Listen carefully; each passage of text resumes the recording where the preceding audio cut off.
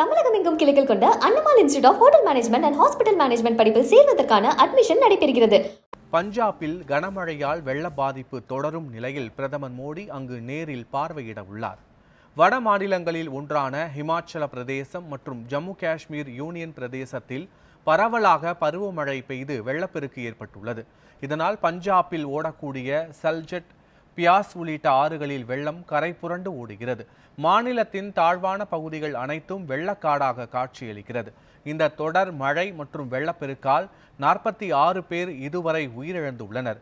1.75 லட்சம் ஹெக்டேருக்கு கூடுதலான பரப்பளவில் பயிரிடப்பட்டுள்ள பயிர்கள் வெள்ளத்தில் மூழ்கி சேதமடைந்துள்ளன.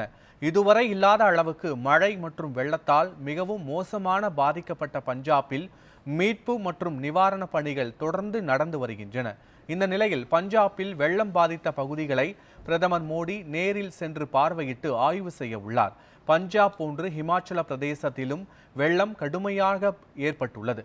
ஹிமாச்சல பிரதேசத்தில் பருவமழையை ஒட்டி கடந்த 2 மாதங்களாக அதிக அளவில் மழை பெய்து வருகிறது. இதனால் வெள்ளம், நிலச்சரிவு, மேக வெடிப்பு போன்றவை ஏற்பட்டு மக்களின் இயல்பு வாழ்க்கை கடுமையாக பாதிக்கப்பட்டுள்ளது. ஹிமாச்சல பிரதேசத்தில் வெள்ளம், நிலச்சரிவு பாதிப்புக்கு 366 பேர் உயிரிழந்துள்ளனர் என்பது குறிப்பிடத்தக்கது.